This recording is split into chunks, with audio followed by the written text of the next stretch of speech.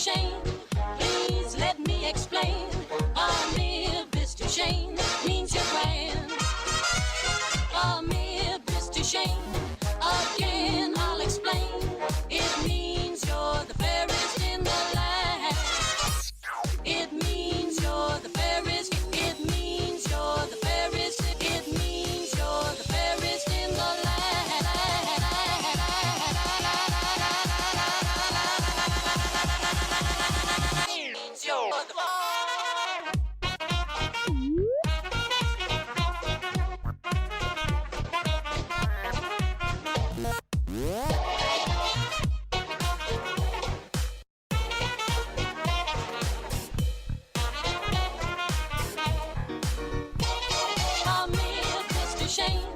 Please let me explain.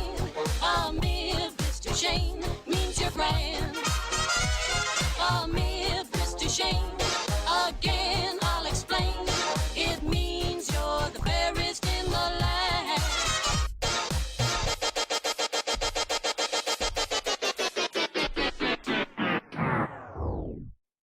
Greetings from the Andrews sisters. I'm Patty. I'm Maxine. And I'm Laverne.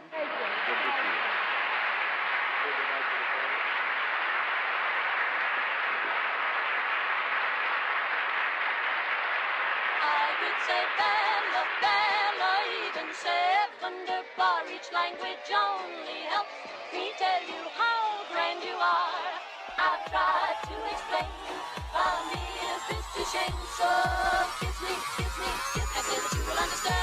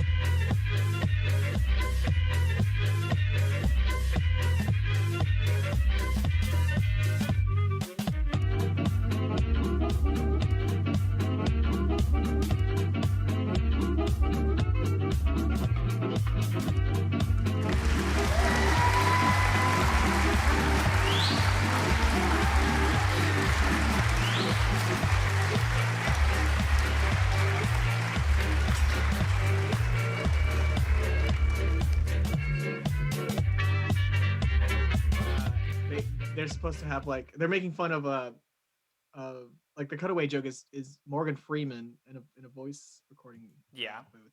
And so he's just dishing on Ted 2, just completely like saying how shitty it was. Yeah. And just like judging the actors, and I'm like, it's so funny because it's in Family Guy. That's great. Hi everyone, and welcome to How's it another going? episode of That 20-Somethings Show. If you're new here, my name is Sundance Streams, and I'm Adrian, and we're not dead. And we're not dead. It's true. We are, in fact, quite alive. I'm surprised about it myself. But I mean, I'm not. oh, okay. But I stayed indoors mainly. we're here. We exist. It's craziness. It's crazy times, guys. But yeah, thank you so much for all of the well. Welcome in, Oceana, and welcome in, Leon Lounge. Nice to see you in here, Jesse. Thanks for coming over. We're back. Welcome all. Back from a hiatus. It's been a long time. I've been busy as all get out, and streaming has kind of taken a back seat, but I'm so glad you could join us for our welcome Being a back. grown-up sucks. Yeah, being a grown-up does suck. Oh, boy. But yeah, for those of you who don't see, I'm going to have to get back into the streaming rhythm of things. We haven't done this for a while. I'm still in underwear. To be honest.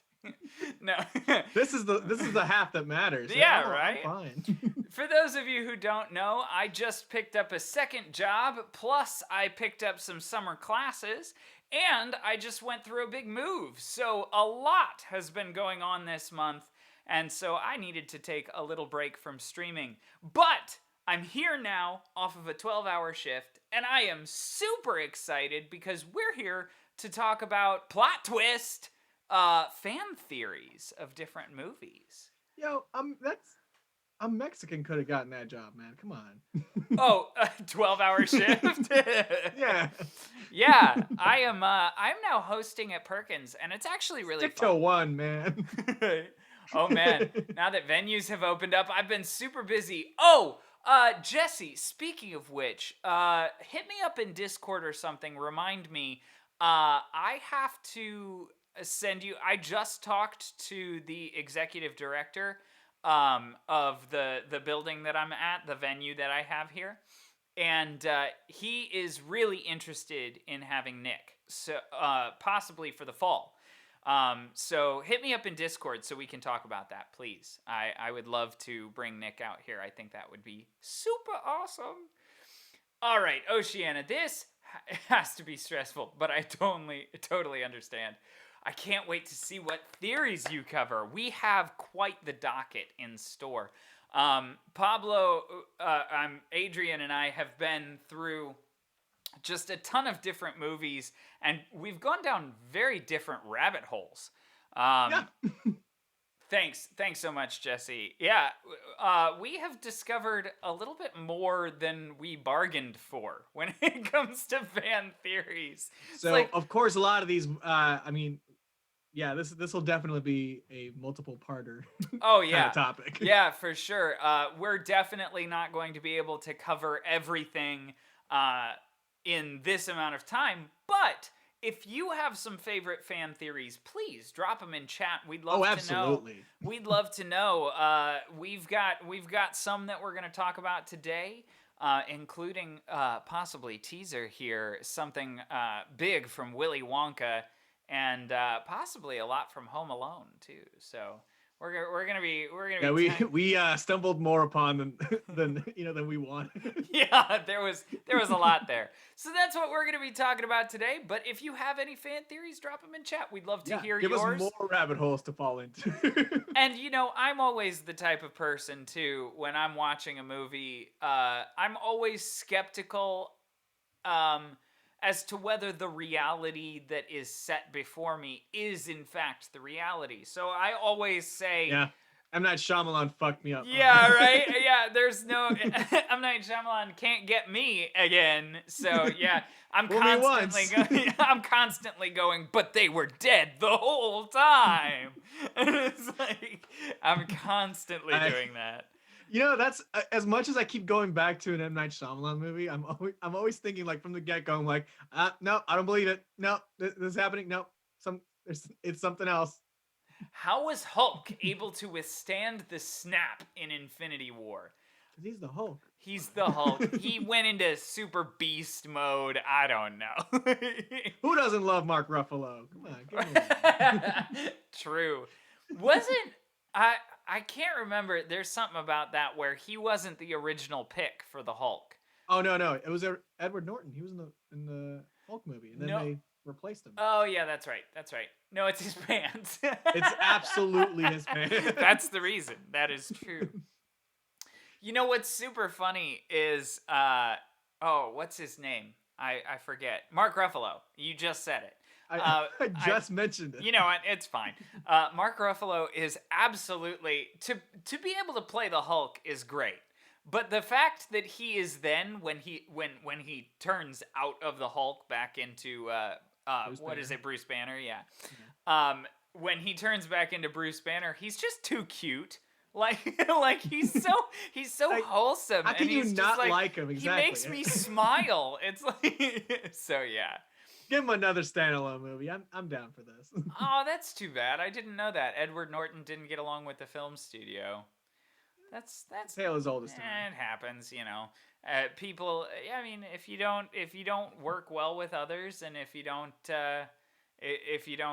do well with the studio, then you're replaceable. It's too bad. By the way, I do. There have been absolutely a ton of people who have followed since the last stream. Oh yes. Just personally because it's been over a month now, I believe. Yes, Mark Ruffalo does need his own movie, but I do want to thank these people. So let's see here. Oh boy. So it looks like Mrs. B Deck, Dom Meg 86, Mildred sounds good. If I've said these names already, oh well, they get thanked twice. It's all right. Mildred does sound good. Mildred sounds good. Mildred sounds good. Would you like an Edward or a I'm Mildred? starting to think Mildred is sounds not good. her actual name. No, but Mildred sounds good. Mildred sounds good, yeah. So anyway, thank you, Mildred sounds good. Ella Lou 64, thanks for the follow. Ray Claire, thanks for the follow. Dog Lover 1945, thanks for the follow. And then it looks like Persephone, thank you for the follow. Thank you guys so much for the follow. You've brought us to 109 followers. We're getting closer and closer on that goal. We couldn't be happier. We're super excited about it. Thanks so much. You guys are why we do this, but we will be making soul eye contact with each other. That and we procrastinate a lot, so that too. Yeah, pretty much. We just wanted a reason to talk. We just don't want to leave our room. That's it. that's the real reason we do this. Let's be honest now. Anyway, it's our time to thrive. Yeah. So anyway, with that, I say we jump in. Let's dive into some theories. So let me start off with this whole Home Alone thing that I was telling you about before this. Yeah, for sure. So there was one specific fan theory about Home Alone that I found interesting, and I really wanted to look into it. And when I did, much like on any Wikipedia, like when you do some research on Wikipedia, though not reliable, you do find yourself going down a rabbit hole once you look at the sources and links and all that stuff. Of course. Wait, you look at the sources of Wikipedia? I'm a nerd. And anyway, so I was checking out this specific theory that branched out into like all these other ones that people have created, and it was too delightful not to pass up. So if it's okay with you, I'm gonna mention a few. Please, let's get this train rolling. So for starters, there was the one that I was specifically looking for was, I'm not sure if you've heard this one, but I always find interesting is that what's his name? Gus Polinski, the king of polka of the Midwest. Okay. Played by John Candy. Okay. Yep. So if you completely ignore the fact that when people are saying, oh, Elvis is in the background, yeah, ignore that. If you look to the other side, there's John Candy, and at that specific moment, Kate, the mother, she's trying to bargain with the person at the desk, right? Yeah. And so she says, I'll give anything, I'll pay whatever, I'll give you all my possessions, anything you want, just to find my kid, even if I have to sell my soul to the devil himself. And at that moment is when John Candy butts in and offers her a ride, which I thought that's kind of cool, especially because in the people behind this theory, they say that um, that there's a crossroads at the Scranton Ah, Airport, which is where they're at. And I'm sure you've heard that like in like folklore or demonic terms, kind of, if you make a deal with the devil near crossroad, then he'll take you up on that deal in exchange for the um for the thing you have offered, which oftentimes does end up in like some maybe oh. ironic turns of twists of fate. And he's a musician too. And he's a I musician. think Oceana is familiar with the 27 Club. Are you familiar with the 27 Club, Adrian? Yes, I am. Yeah, you are. Okay. I was actually right now I'm going to branch off here for a moment. Yes. That's why I'm Yeah. not gonna do anything music related until I'm Yeah. like 30. My Yeah. music career will start at music career won't even start until after then. That's great. Thanks. Just to cover all my bases. Now I gotta look over my shoulder. I've already started doing music. I'm freaked out now. No, but so I currently my summer class, at least for this portion of the summer, for this month, I have a different class each month, which is going to be fun. But this month it's jazz history, and so we were talking about a lot of the origins of jazz music, and so of course we were talking about Robert Johnson, who was famous for playing country blues. Yes. And Who teaches that class? Dr. Nolan Houta. Oh, okay, gotcha. Yeah. I had a different professor. Yeah. But so anyway, we were talking about Robert Johnson, and we were talking about how he joined the 27 Club. And I had never heard of the 27 Club until literally just a few days ago. Oh, wow. So yeah, I was surprised, but then of course, It's a ride, isn't it? knowing me, I looked it up, and there are just too many names on that list. It's insane. Yeah. It's crazy. You're a huge fan of Mama Cass, 27 Club, which goes down another rabbit hole with Dan Aykroyd, yeah. Ah, interesting. And Ghostbusters. That's interesting. Yeah, there's too many people in the 27 Club, and it kind of freaked me out, to be honest. I'm not gonna lie. But yeah, no, I tend to steer clear of making deals with the devil near a crossroad, and so I think I should be okay. Which John Candy was buddies with Dan Aykroyd. Yeah. John Candy, forgive me if I'm mistaken, but John Candy is also the one who voices the albatross in Rescuers Down Under, right? Down Under, yep. Yes. Okay, cool. Because they're Canadians. I love that. God I love bless it. them. They're friends because they're Canadians, Yeah. That makes perfect sense. Yeah, John Candy, the first thing I ever saw John Candy in was Rookie of the Year, which is a baseball movie about a kid who breaks his arm, or at least fractures it or something. Yeah. And while it's in a cast, the tendons tighten too hard, and so he can then pitch 100-mile-an-hour fastball, and the Cubs draft him as an 11-year-old who sucks at baseball. It's great. Man. It's great. It's a feel-good movie. It's so good. But John Candy is the Cubs announcer for that one, so that was my first experience with him. Anyway, back to your theory about just like Angels in the Outfield. Yeah, right? It's a feel-good movie. It might not make any sense, but it's a feel-good movie. I like it. Yeah. I love baseball feel-good movies. But yeah. So basically, John Candy took the mom to the 27 Club, and... Exactly. I don't know. He looked over 27. But it's the devil, so he's way older than 27. So Exactly. But yeah, like the thing that goes with that belief is that the results can often be like a twist in fate kind of thing, like an ironic twist, because if she had stayed at the airport, she would have arrived at the house roughly around the same time as the family did, which is like just a couple minutes after she came in.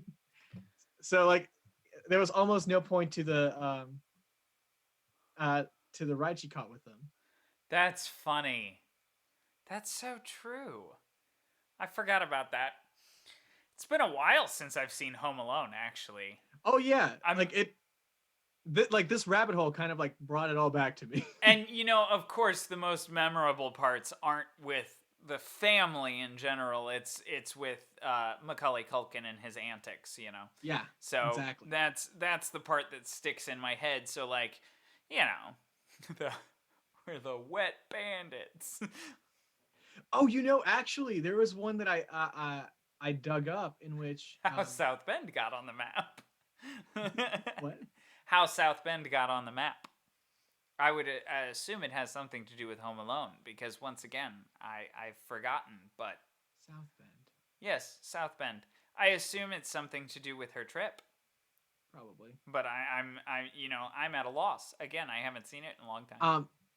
But with the Wet Bandits, Yes. somebody was theorizing that the Wet Bandits could be like some sort of Christmas spirits, in which hear me out. Like and here's the thing about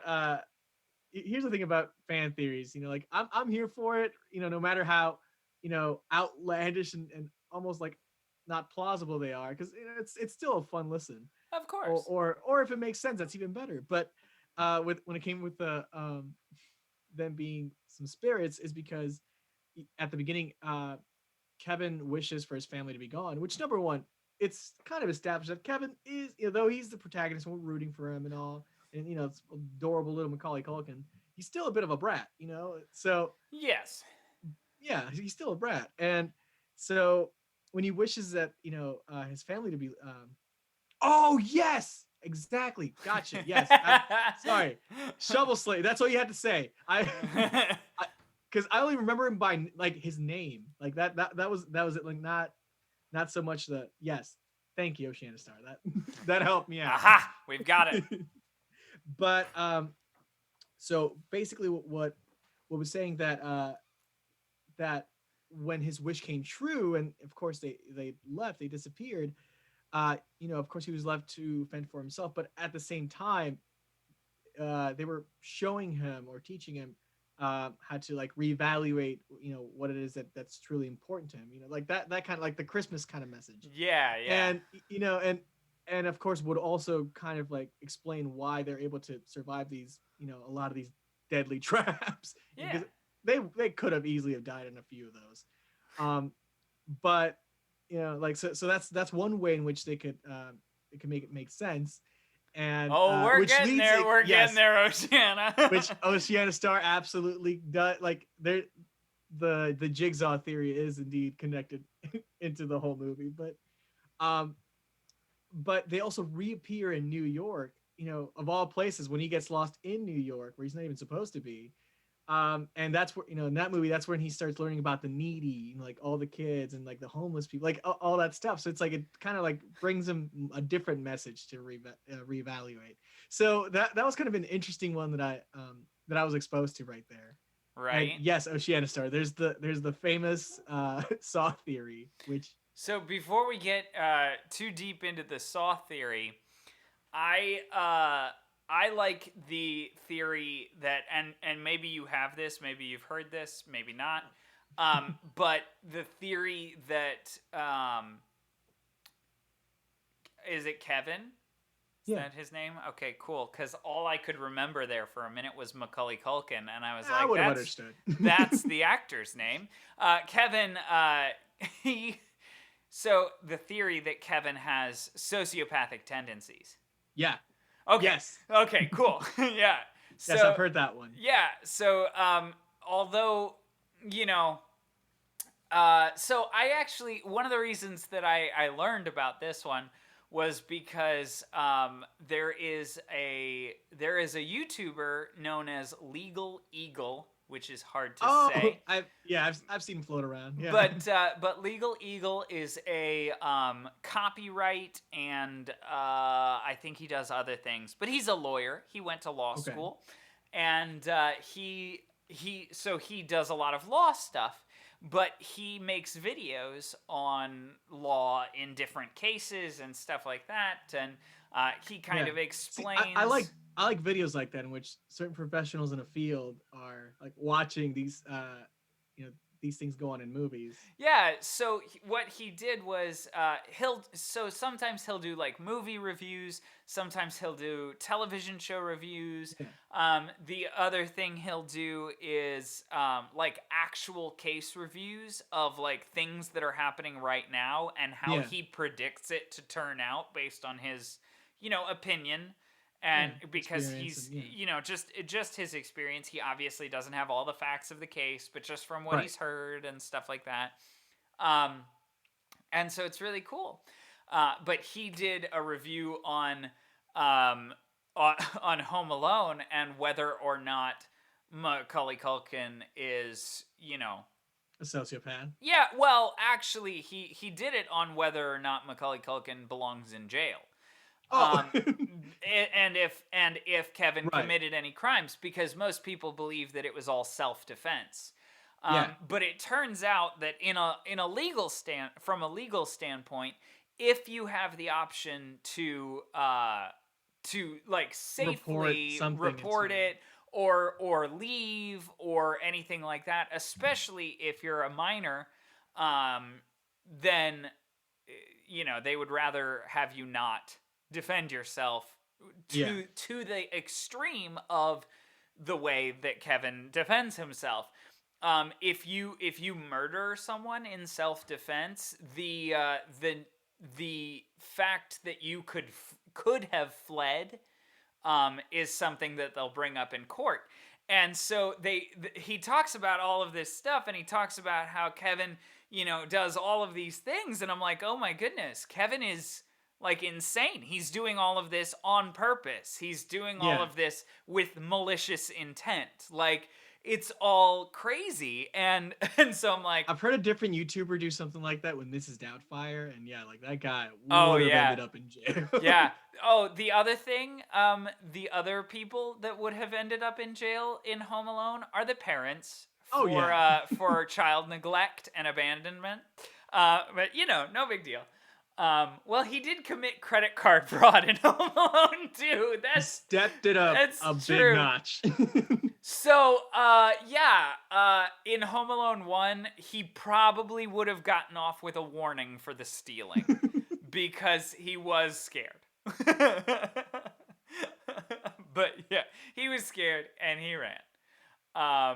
But yeah, credit card fraud. That's insane. I forgot about that. Yeah, Oh no, man. that's great. There was one there's a fan theory for Home Alone 2 in which that I think is pretty sweet, well, bittersweet, in which the pigeon lady and Mr. Duncan, the toy shop owner, were once lovers way back when, because she says that she used to like she used to be in a relationship, she used to be in love with a man, and how like how wonderful it was, and how much she treasures it, but she couldn't have kids, and that was kind of a thing, like a thing that tore them apart.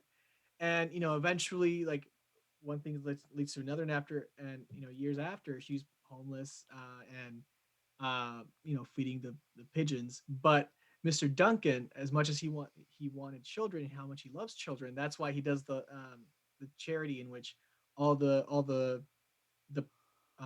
all the money is going to the children's hospital on Christmas Day. Yeah. Which I'm like, that's okay, that's pretty cool. I like that. And I mean, granted that it is New York, and the possibilities are pretty slim. That's still an Right. awesome possibility, and the fact that the ornaments he gives him right off the bat are two turtle doves. I mean, like, he had to have felt something there for him to give away the two turtle doves. Yep, Yes, there you go, exactly. Shanna. Exactly. Precisely. And and the pigeon lady, like, she's been living in, like, the attic, or whatever you call that, of Carnegie Hall. Yeah. So she must know her way through it. So she must have been to Carnegie Hall before. And Mr. Duncan is wealthy, so he could afford that. So like, all these little things kind of added up, and I thought, oh, that's kind of sweet. So that's kind of how I choose to see Home Alone 2. Yeah. All of this talk about the pigeon lady makes me just every single time I think about like well, the Pigeon Lady specifically. I think about Mary Poppins because of Feed the Birds Yeah. and stuff like that. And it reminded me we definitely need to do a podcast on Mary Poppins. Oh God, yes, Just absolutely. specifically because I could probably talk about it for 3 hours. Oh my God, yeah. We'll 100. Like, we 100% need to make episodes on specific movies because Oh, yeah. I'm down for this. Yeah, and the greatest part about Mary Poppins is there's lots of material to draw from. We could talk about Mary Poppins, the 1960s film. We could talk about Mary Poppins Returns, the 2010s film. Yeah. And then we could also talk about Saving Mr. Banks and the Mary Poppins Broadway musical. So there's Yeah. like lots. Dude, the books to draw themselves from. too. There's got a lot of stuff there too. Oh yes, Oceana, we will definitely do it, and we'll definitely broadcast that to the world when we do. We'll find some time to do it. Right now, we're kind of backed up on topics because we were planning. We to do do have a some bunch of stuff. Yeah, we have some stuff in the lineup now, at least. So yeah, our next two are already planned out in advance. yeah, which is you gotta crazy admit, for us. We know we're not we've used never to that had at all. we've never had two different like streams or topics planned well in advance. It's just because all month we've been kind of itching to get back to it, but we just haven't had the time I know. or the facility, and now we do. So we're just running through it. But yeah, I'm super excited. Mary Poppins will definitely make it onto the list. It is fun to listen to a lot of film breakdowns and theories and stuff like that. I thoroughly enjoy listening to them. That's like a good 60% of my YouTube Yeah, right. viewing. Yeah, for sure. That and true crime. I watched a lot of true crime. Oh, is that so? I don't like true crime. So you're like, it could happen. It's happened before. It has happened. No, I don't like true crime because I don't like the concept of true crime. When they put a picture of somebody and then like they contrasted like all the way to the other end, like they were good friends until they weren't. Until they weren't. Yes, stupid. Who are you? No. Dateline is like my guilty pleasure, dude. No, but I don't like true crime because I think it glorifies serial killers and stuff like that. Like, and I'm I don't not like into that. it. It kind of weirds me out, to be honest. But since I like mysteries and crime plots and all that, so when it comes to writing that kind of stuff, I listen to all this just for like inspiration or research. Not that sounds dark. Oh, but yeah, I mean it from from a writing standpoint. Yeah, for sure. Oceana says, I see a lot of crime on a daily basis through my work, so I can't get into true crime. Yeah, your work is true crime. You don't need any more of it. No, thank you. That's all for me. That's fair. Alrighty, folks. That takes us to one of our favorite segments on this show. It's a segment that we like to call On This Day in History.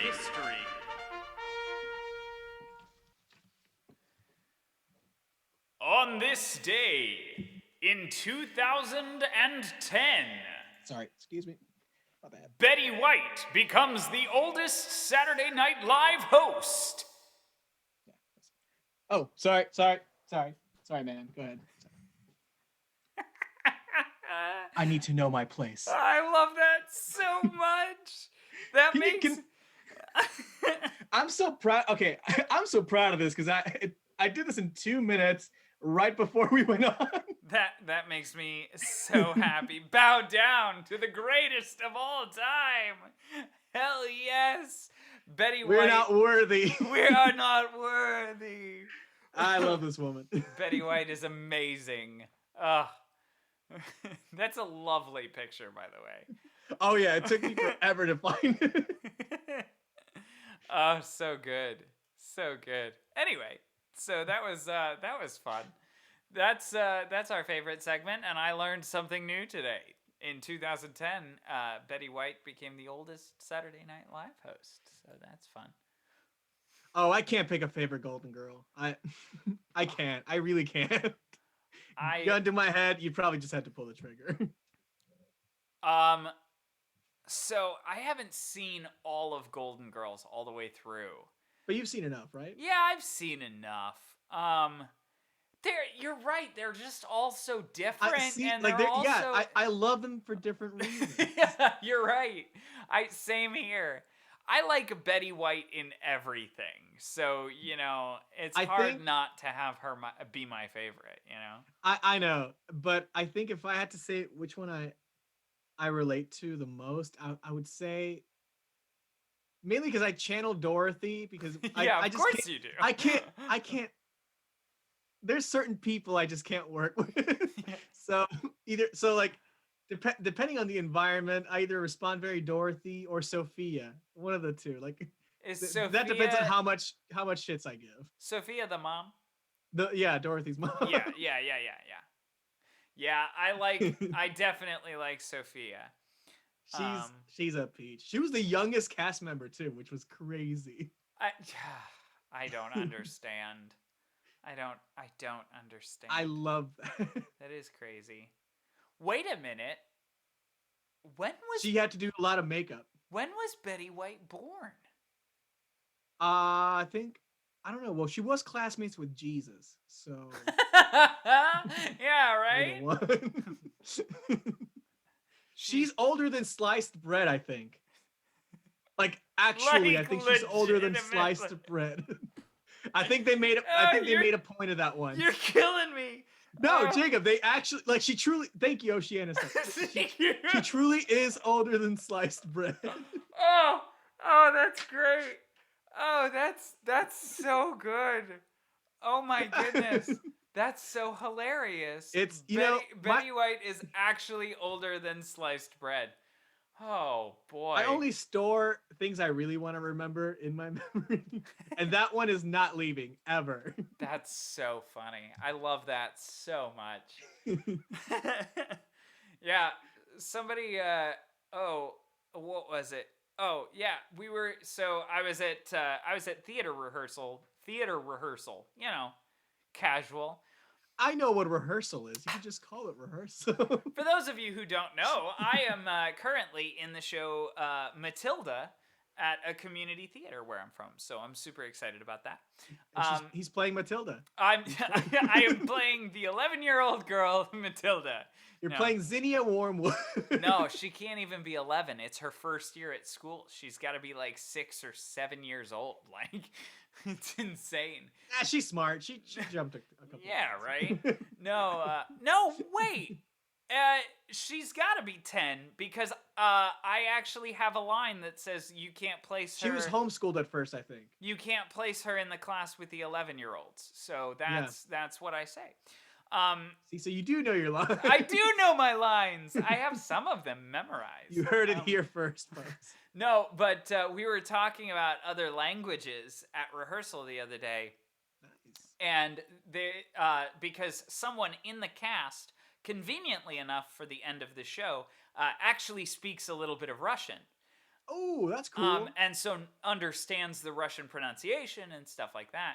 I am playing a female Trunchbull, and thank you for knowing exactly what part I'm playing just based on the one line that I said. Thank you, Oceana. I appreciate that. Well, it's not Miss Honey. Well, yeah, I'm playing Miss Honey.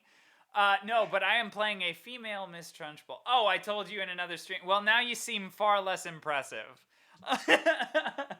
Yeah, that means you also didn't remember or listen. Well, at least you listen. Yeah, halfway. I don't know anything. Oh, on Linz's stream for Minecraft. That's why. Okay, Oh. that makes so much more sense. All right. Okay. That brings her back up. Yeah, I was like, I don't remember talking about it on stream. I haven't streamed for a month. No, but anyway, so just like this week, that makes sense.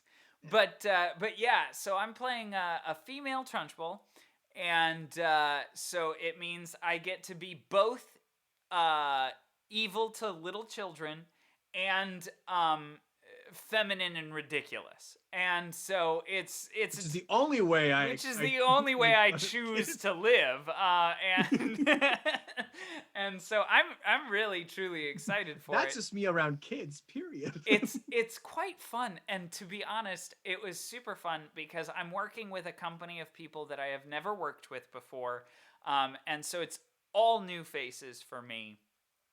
And I'm really excited because, first of all, I get to meet a bunch of new, really talented people.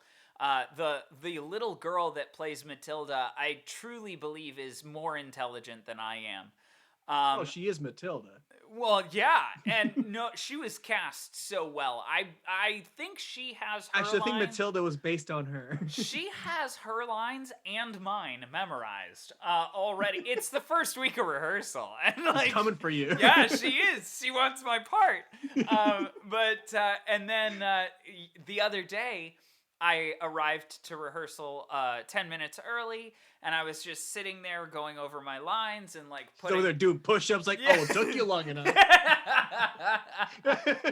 I just imagined a 9-year-old and pull-ups, just 10-year-old like- girl just doing push-ups. He calls the shots there. No, but I was sitting there on the couch, just reading out of the book, reading my lines, and then I'd close it and I'd say it out loud. Yeah, she's just flexing. She's totally flexing. Yeah. on me. And so I started, doing the lines out loud with my book closed, and she walked up to me without saying a word. She's never really said a word to me out of character, to be honest. We've never really spoken. She went, you were a little flat. You were a little flat. I hate you. No, but she walked up to me, opened her book, and started reading Miss Honey's lines for the scene that I was trying to memorize. And I'm like, oh my god, you're absolutely insane. It was so fun. Yeah, right? That's not I your just line. imagine it's like Actually, Meryl Streep as a child. seriously, would not doubt it if she has a career in this. She is a fantastic singer, and she is a fantastic actress. Oh my goodness, it's so fun. I mean, it's really it is fun to see just amazing talent coming out of children. Yeah, Because that's the thing. Because I don't do that very often in theater. Like it's I don't work with children often, but it's when you do, you find out just how fun it is. yeah, it's Because they're fun. playing. Like sometimes they're the better actor. That's the thing. Because they have no inhibitions. No. They have nothing holding them back. It's the best. We're on like a 20-minute long tangent, but I'm here for it. So Yeah, I know. Have you been on this? bear with, yeah, it's a show. It's a show. Sorry. Shit show. Bear with us on this one. But yeah, she's just absolutely amazing. All of the kids are. And it's super fun because, I'm used to doing like college theater, and when I was in high school and college, I'm always working with no, you're fine. I've always been working with people that are around my age. And so, now that I am technically officially like an adultish person, it's different because I'm constantly around adultish people and I don't understand kids anymore. We just never really fully say we're adults, do no, we? never. I don't claim that. I do not want to put that on myself. But yeah, so it's super fun to watch these kids, really put a ton of effort and really good work into this. I mean, genuinely, they're better than I am in a lot of ways. And so it's just so cool. Yo, what's up, Legend of Linz? Linz! Welcome back. Well, thanks so much. Hello, and thanks. Always nice to see you. Thanks for dropping the lurk. Super excited. Enjoy time with fam. But yeah, super fun to do, super fun to be a part of, and just all out ridiculous. Yeah. I was saying that as a tangent to my tangent, I was saying that one of the cast members knows a little bit of Russian, and okay, yeah. So Was it her? Hey, welcome back, Purple. Thanks for Hey. coming in. Happy anniversary. Welcome to the chat. We are on a tangent of a tangent of a tangent right now, but we'll eventually Per get back to usual. fan theories. but yeah, so this person speaks Russian, and we were talking about different languages and how, how learning them goes and everything like that. And I actually said I still have cats memorized from my sophomore year in high school, so there's really no room for a second language up there. It's really just all bogged down with musicals. I can't do Yeah, I still gotta clear up my storage space. up yeah, there. can't do much other than that. So yeah, it's pretty crazy. It's actually kind of funny because I have yes, my high school did cats because we were insane. Um, We also had a shit ton of people. So. yeah, we did. We did. Um, yeah, so Adrian and I went to the same high school. It not. Not That's rich a at funny all. joke, Oceana. No, we were one of the poorest high schools in the city. We recycled everything. Yeah, we recycled everything, and Even our actors. actually, a majority of the funding that we got was actually from our director, who was low key rich for some unknown reason. he tweaked the system. I don't know how that happened, but I like to think there was this whole Breaking Bad thing going on behind the scenes yeah, he had to be doing that we were just something. completely oblivious to. Oh God, I have His spinoff was a drama. I have so many jokes that I'm gonna tell you off stream. Anyway, so anyway, we did cats because we went to we're both from a city that had like 4 or 5 public high schools, and Yeah, at least. ours Oh, yeah, that was about it. yeah, and ours housed the creative and performing arts program for the entire city. So it wasn't just the people that were in that particular district. We bussed people in from the entire city. We had the best of the best theater and choir and dance and band. Just not the best budget. not the best budget because the government hates the arts. But we had quality, damn it. That's so funny. You hired middle schoolers to do the play sets. Oh my goodness.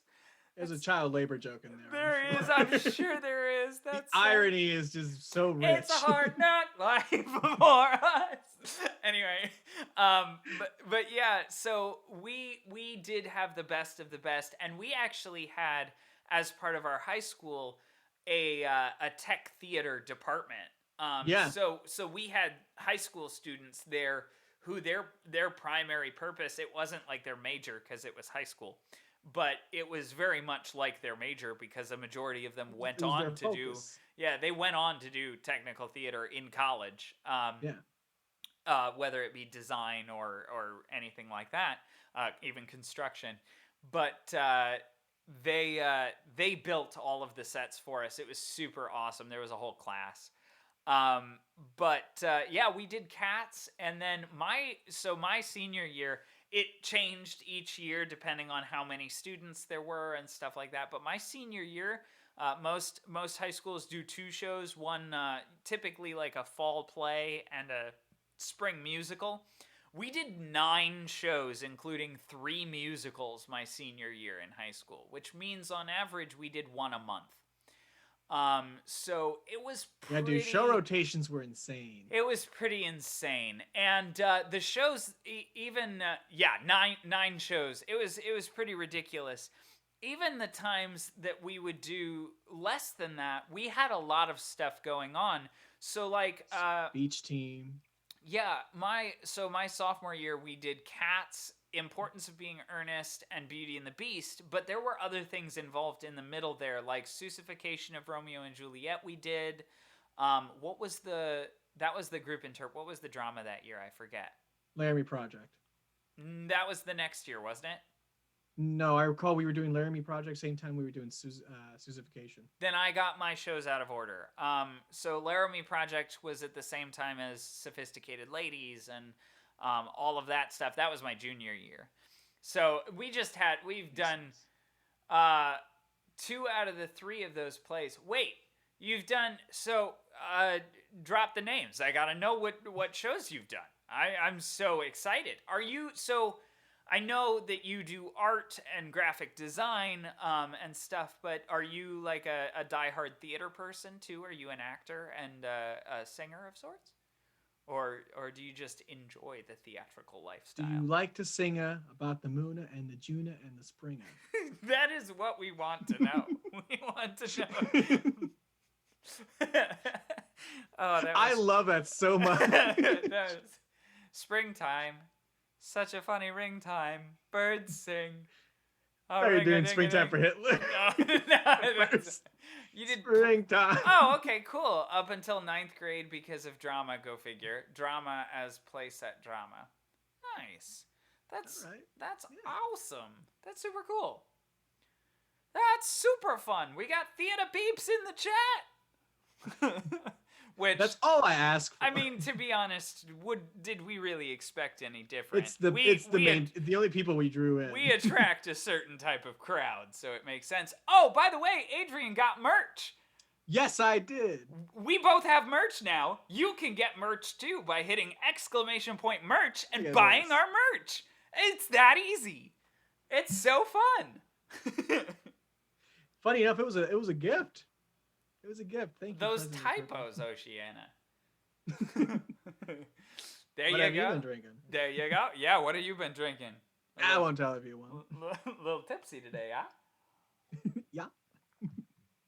I am drinking a solid water because after tonight's stream, Water's not solid. No way you could freeze It is ice. Yeah, I'm drinking ice. You're just licking ice. No, I'm drinking water because after tonight's stream, I get to go straight to bed and work 8 to 8 tomorrow. You're not going straight to bed. After the stream, you go into the bathroom. You need to pee. That's probably accurate. Not currently, but probably eventually. Yeah. Oh yeah. Anyway, we were on a tangent, and we should probably get We're on back. a number of tangents. We should probably get back to talking about some movie theories. Yeah, it's an awful shift, but it's Mother's Day, and I work at Perkins, and so Mother's Day for Perkins is like Black Friday for Walmart. That makes sense. It's crazy. We're gonna have a line out the door. It's gonna be Dude, ridiculous. I miss chicken pot pie. I could go for some chicken pot pie right now. Sounds delightful. We ran out of the chicken pot pie today. It was sad. It was a sad time for everyone. Good thing I'm not there. I would have been pissed. I would have been so pissed. No. And I would have angrily just asked for the grilled cheese That we have. and some chicken tenders. No. So I'm a child. So a kid's meal number 3. Okay. Fuck you. It makes my tummy happy. If I had you as a customer, oh, that'd be so fun. Oh, it makes my tummy happy. No, like every time you make a snarky comment, because I mean you know me, so so I'll just have like a little notepad with like a it's like 50%, 20%, 15%. Oh, I don't make a living wage. Oh, no. So, Pleasantly Purple, I'm going to say something that may offend you, but oh well, I saw it today and I thought it was hilarious. It was a post that said, it was, Mom, so where are you taking me for Mother's Day? Me, we have food at home, remember? And I was like, oh no. So, yeah, I'm sorry. I found this back when it was my mother's birthday, or like before my mother's birthday. I was trying to get her a card, and I was like, "What's funny? Like, let me get her a funny one." And I almost got her one that said, "How dare you have a birthday in the middle of a pandemic? How dare you? Who do you think you are?" Well, technically, everybody's had one, so Making me do things. making me do. Nah, I made her whole edible arrangement though. I'm a good son. Hey, that's for Father's Day. That's true. That's true. That's very accurate. My You'll dad have just to, wants a cookout. I know that. That's true. He'll actually. He's like. He'll make the food. He's actually. like, we have food at home. I'm gonna grill. I got a steak waiting for me. Listen, I got a steak and a beer with my name on it. Let's go. But It does. that's great. But anyway, did we have any more Home Alone theories, or was that? Did we? I'll save it for a different one. Let's not blow our wad on Home Alone. Alrighty, sounds good. Do we? Sounded gross. I'm sorry. No, that is the correct phrase though. So Okay. I have often been mixing phrases lately, and I'm like, how? yeah. What am I saying? I don't know English words anymore. You know, like, an apple a day breaks your mother's back. Something yeah, like that. something like that. It's gotta be. But, oh no, I always laugh at what's the rule? Liquor before beer, you're in the clear. But because for me, it's funny because number one, I butcher that so much that I don't even know. So when I'm asking, I'm genuinely confused. I'm like, so it could be like the wrong option. Like, liquor before beer, you're in the clear, right? Yeah. Yeah, I think that's correct, but I don't know. Like liquor before beer. Wait. What's it? I think because I think it's beer before liquor, never been sicker. Liquor before beer, you're in the clear, or something Liquor like after that. beer, go get more beer. Yes. Yes. Or beer. Beer. That's yes, I heard it. That sounds about right. Drunk me just needs a babysitter sometimes.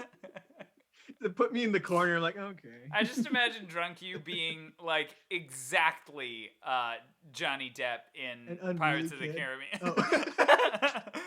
I had my mind went somewhere else. I was like, drunk me would probably be like that one difficult kid who's making it hell for like the babysitter. I want a cheese sticks.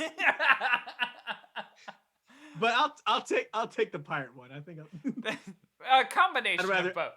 I'd rather do that one. Combination of both. It's 1 minute. I want a cheese sticks. Can I have more beer? Yes, I'm a swashbuckling wrecking ball. Ooh, I'm gonna put that on my resume. No, but anyway, so swashbuckling. Yeah, movies. Let's talk about them. So there's one from Titanic, which is it's not the one where they say That's not swashbuckling. But I imagine a ship. Oh, okay. In my mind, they get taken over by pirates. Yeah, I am the captain now. That's how Titanic went. Yeah. And no, I've seen it. I know how it went. Anyway, but it's not the typical theory of Jack being a figment of her imagination, because I mean at the end they do find his drawing, so there's that. But there's an interesting one in which I don't know who if anybody's familiar with this YouTuber called the Film Theorist, or Matt Pat, but he comes up with like a lot of not just film theories, but game theories, food theories, which has been my most recent obsession. It's a food theory. I love those so much, but he does come up with like some very convoluted theories sometimes, which sometimes they stick, sometimes they don't, but we're just here for the fun of it. One of them was that Jack is a time traveler, and that he's there specifically to make sure that the Titanic sinks. And the reasoning that he had behind that, I was like, okay, that's interesting. I'm here for it. Yeah. Which I guess would also make sense, since like since the director back then was doing just a bunch of either action or sci-fi, and that was the only historical romance one. Yeah, super weird. But Michael Bay does Eat, Love, Pray. The Notebook. Yeah, okay, cool. The Notebook by Michael Bay. I'd watch that. I'd give it a watch. I would not. The Notebook explodes halfway through the film. Anyway, but what they're saying is that there's certain he would have fit on the door. Yeah, he would have. There were like never get tired of 13 fighting for different that. positions that he could have fit on that door. So his notes behind it, and I took some notes myself. Oh my In goodness. A scholar? My Disney notebook that's supposed to be like a VHS. To be honest, it looked like a VHS to me. I love these things. It was. So I took down some notes, and so he's there to make sure that the Titanic sinks, mainly because overall he thinks that losing that 1,000 or 100 1,500 passengers, those lives, for the greater good, would have saved like at least a million plus Americans later on. And so little by little, the reasons, like, to point out why he's a time traveler is that when he's trying to talk Rose down, when she's about to like throw herself off the ship and into the water, Yeah. he's trying to talk her down, and he at one point of them, he mentions that he and his dad used to go ice fishing in what lake was it? Lake Wissota in Wisconsin, and Matt Pat points out that Lake Wissota is a man-made lake that wasn't made until uh 1970 no 19 yeah 1917, and the events of Titanic were taking place in 1912. 1912. I was Yeah, like, yeah, yeah. first off, I'm like, all right, cool. I won't argue with that. I won't argue with all that. And I mean, sure, the beauty of certain writers not doing all their homework kind of like pays off in film theory, which I just love. Yeah. But he also mentions that uh, later on in the movie, he's planning this trip with Rose, right? We're gonna go to Santa Monica Pier and ride up, and he says the Blue Streak Racer, which is roller coaster, and he looked up the roller coaster, and that wasn't built until 1917. Again, like uh, after the whole events of Titanic, Also, why and is this, hitting so close on 1917 too? It's like well, super. roughly, yeah. Yeah, you're absolutely right though. But in the beginning, you see Jack like running in his friend, uh, what's his name? But anyway, The other he's got this guy. backpack. Yeah, the other guy. He's got this backpack that uh when he when they analyzed it, it was a moose sack backpack that was not even in production until like 27 years later, and That's so crazy. I which love I that. mean, I get it's one of those things that not any like eagle-eyed audience member would go like, oh wait a minute, that's been that didn't come Yeah, until later. right? It's just one of those things where it just looks right aesthetically. Yeah. And at this And point, we're, over a century away from the event. So, yeah, what was around in 1912 and what was around in 1917? And can we right. really discern the difference? Yeah. It's Like, hard. just enjoy the story. Yeah, right? Just get angry about the door thing again. Anyway. And he does also make sure he covers his tracks, so as not to leave any record of him visiting back in that timeline. So again, he doesn't purchase the ticket; he wins it at a poker game, and he's just covering all his tracks to make sure that he's not there's no evidence he was there. But the other thing why he talked Rose down is because he realizes that if Rose throws herself off the ship, then her fiance or her mother or someone else that was coming with her will eventually say, "Hey, have you seen Rose? I haven't seen her." So they would have to notify the crew, and of course, in on the ship, what they would have to do is turn around and do a search and rescue. Uh, Ah, yeah, yeah, and yeah. yeah, so since it's a big ship, especially back then, like with the whole mechanics of it all, it's gonna take a long time for it to turn around and go like and to turn around in and of itself, and then like spend more time uh going back in reverse order on their course and have to look for Rose. That would take up more time, and of course, once they go steer back into their regular route, the iceberg would have moved by then because icebergs move. Yep. So that would have impeded everything. Her death would have prevented the entire Titanic from sinking. Yeah. So like that far, and I'm like, all right, I'm here for this. Like I subscribe to this. I'm on the train. Let's I'm, go. I'm here for the ride, and that's when they started pulling out some history, in which let's see, because I had to really write down like actual like dates and stuff, so Yeah. it can make sense. Yeah. So in order of what happens here, is that um, had ha- had they've not sunk, then the Titanic would have become very popular and would become like the main thing in like transatlantic travel. Going from like New York to Southampton. Yeah, Of So which is course. the route that it was taking. So eventually, fast forward some years, and uh, say like maybe 1914, 1915, it gets torpedoed by a German submarine, like killing maybe thousands on board. Yeah. Um, and as for reference, in May 7th, 1915, that's the when the Lusitania was sunk by Germans, and right there were like more than 1,000 casualties, and 128 of them were Americans. So it was like off the coast of Ireland, which is actually not that far from like the actual route that the Titanic would have taken. Yeah.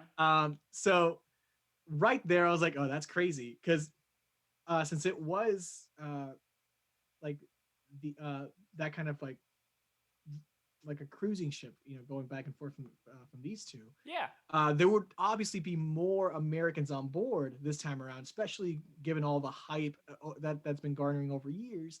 So, had they sunk that Titanic, uh, then like that means more American fatalities, more American casualties would have been high on the numbers, which would have to prompt and push America to the U.S. to jump in on World War One, which they did eventually. Of course, they did. But historians have said that if they had jumped in early on in World War One, like 1914, 1915, like around that time, then it would have resulted in like some disastrous like casualties. Like we would have lost more people, especially since back then our army was the smallest one out of the other ones. Like Germany's army was like at least twice as big as the American army. Yeah. So they would have had to draft it.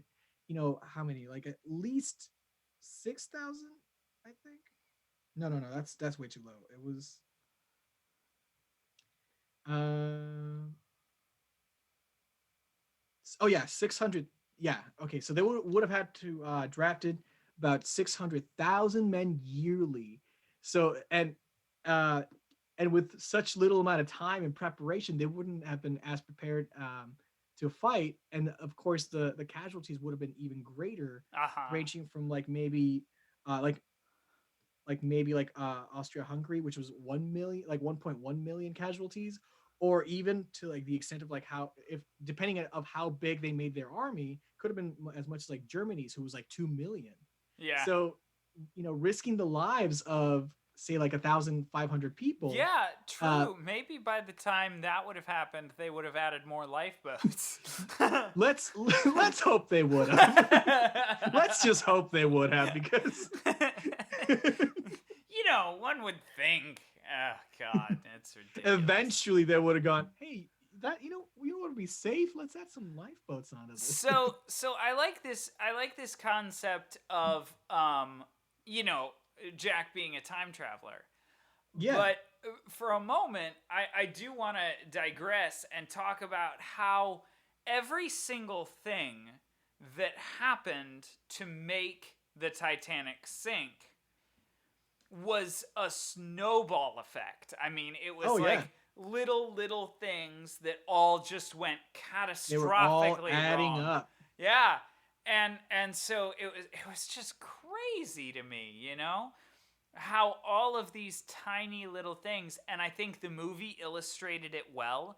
I think the movie illustrated those tiny little details really Yeah. well, because they would pepper it in. And of course, having the movie made in 1994 or 96 or right around there, I forget. We have years of, foreknowledge on what's going to happen at the end of this movie. And spoiler alert, the ship Yeah. sinks. And so just seeing all of the little things that led up to it was super interesting to me. Yeah. And I'm wondering with this theory, if Jack was a time traveler to make sure that the ship sank, um, what other things might he have contributed to? Right. Like Yeah. I don't know what else. The movie obviously doesn't go into it, so there's not much to draw from. Dude, I would love a movie like that, though. Like, can you Right? imagine?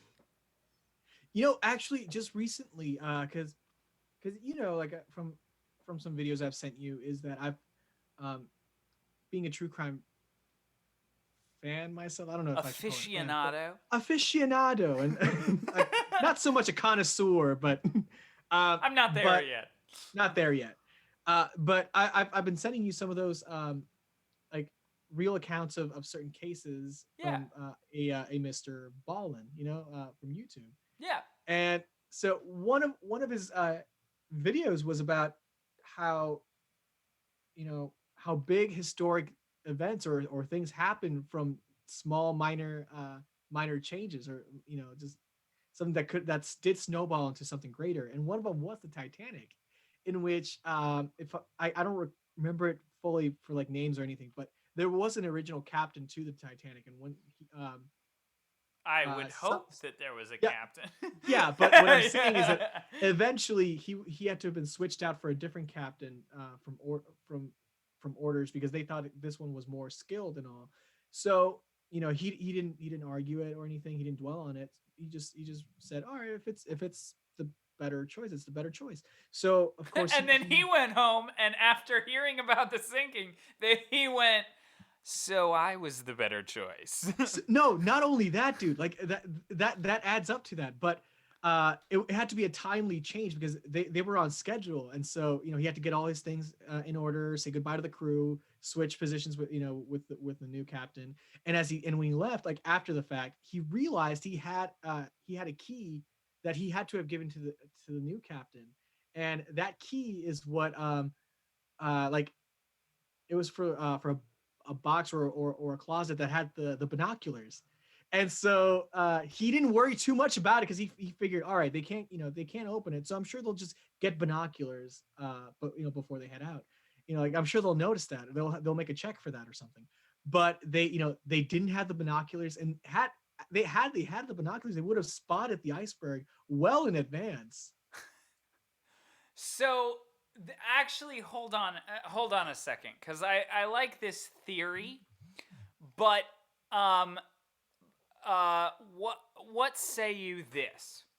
So Purple says, if he was a traveler planning to make sure that the ship sank, wouldn't he have prepared to save himself? And I think there is an opportune moment where he did, or could have, and that is when Rose became unconscious. Okay. You know what I mean?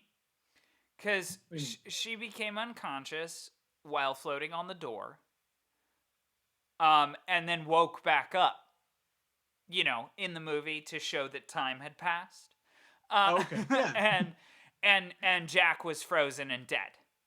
Well, that lifeless corpse could have not been him.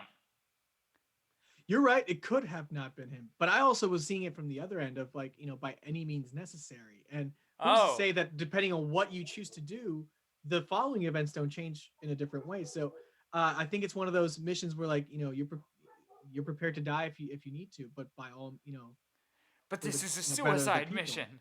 Yeah. Like you may not make it back alive, but you just got to make sure that you save all these lives, kind of like the greater good kind of thing. Huh. That's where I was at. But you raise another interesting point where, if he's from the future, who's to say he didn't just, plant a phony body, like Yeah. a dummy or something. Yeah. Yeah. It just, in my mind, it makes sense that, especially if he's from the future, he would understand that or be able to do that. But yeah, that's kind of crazy. There are a lot of theories like that with the Yeah. time travel, idea, and there are movies made about that concept. Like, they're the Terminator movies. The Terminator Yeah. movies explore that entire concept. I think it really just goes down to what technology is established in this realm, in this world. Yeah, exactly. Or bring lifeboats with him. Stupid. Can you just imagine Jack, like, after winning his ticket, he just drags two extra lifeboats behind him to board this ship? No, he's from the future, dude. He's got small little dehydrated boats that once they hit water, they're Dehydrated. yeah. They're like hold on. Ready? They're like the suits from the second film of Spy Kids, where as soon as they touch water, they just go. And there we've done it. We've mentioned Spy Kids. And that's it, ladies and gentlemen. Actually, that does bring us to a fantastic stopping point. We are going to take just a short intermission, but we will be back for more movie talks right after this. Don't touch that dial, because I've heard that there's a Willy Wonka fan theory coming up soon. So, with that, we will be right back.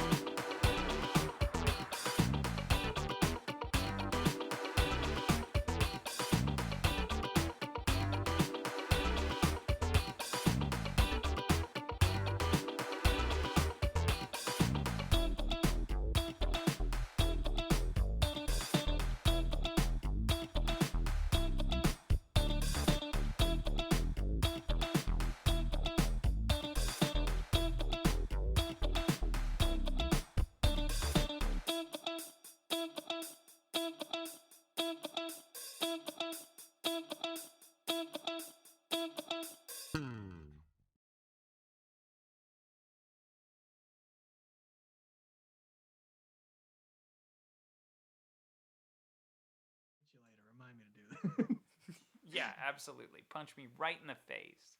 Come Yes. on over. Make Anyway, me. welcome back, everyone. We are back. This is, in case you were unfamiliar, That 20 Something Show, and we're talking about plot twist fan theories. We're talking about fan theories.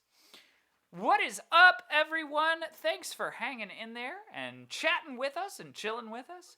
If you have any of your favorite fan theories that you would like to mention, please drop them in chat. We'd love to know about them. But boy, have we got one for you. Or a couple, Yeah. I should say. I guess. They kind of Yeah, of right. work together. Yeah, if you want to put them together, it works. But They can fit. but yeah, Same movie, I guess I should say. yeah, same story. Yeah, same movie. But So tell me. yeah, like it started with me researching different film theories just to have something to talk about uh during the stream. During the And, podcast. That's so you know, nice. just so, Just, to have something to so I can speak remain about. a speaking character here. Love that.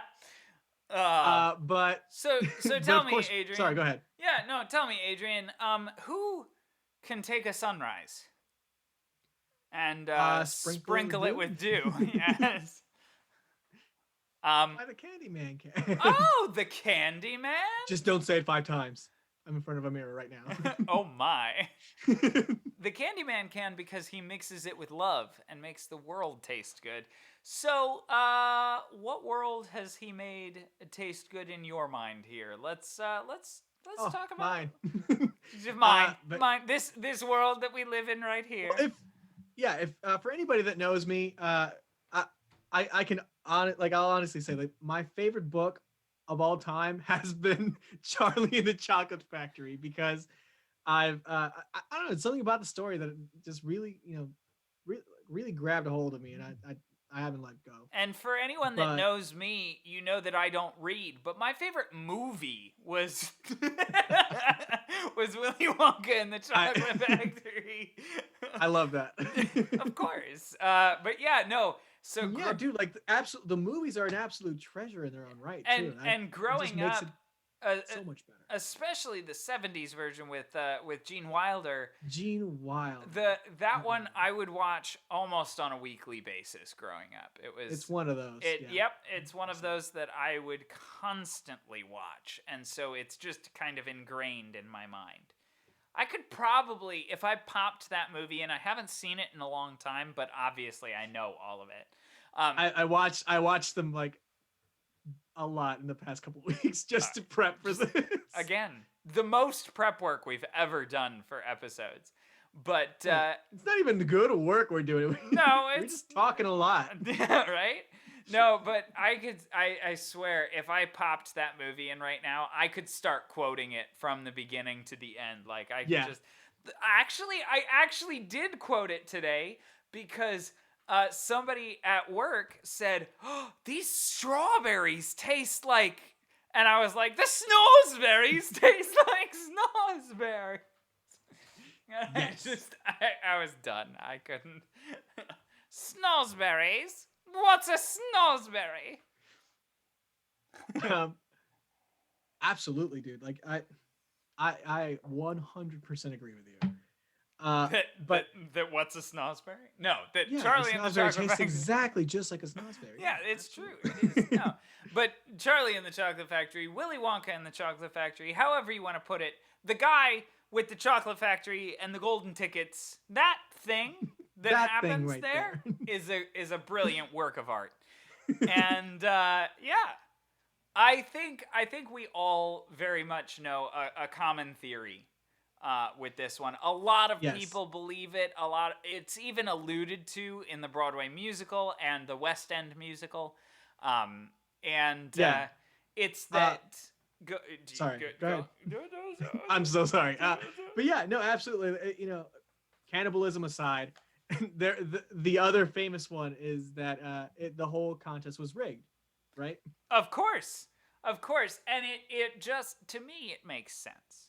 Yes, but yeah, especially in like how in later iterations you just keep seeing more and more blatant, Yeah. more and more blatant things about it. Yeah, so something that genuinely didn't hit for me because I just got so used to the 70s movie so often.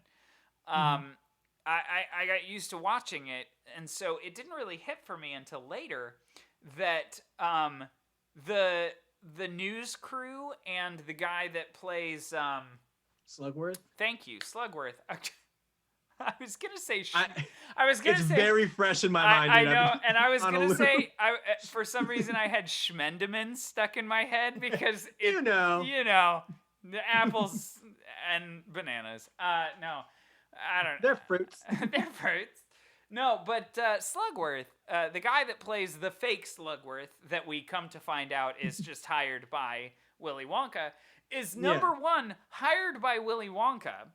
And number Yes. two, he's at the scene in all of these different countries as Exactly. on the day that this happens. And so, like, Coincidence? I think not. coincidence? I think not. Welcome back, Oceana. We are talking about one of the greatest works of art of all time, and that is Charlie or Willy Wonka, depending on which movie, and the Chocolate Factory. And so we're talking about the classic fan theory that a lot of people know about, which is that the contest itself was rigged. And I 100% believe in it because it doesn't make sense for the Slugworth character to be Yeah. at all of the places, at all of the countries.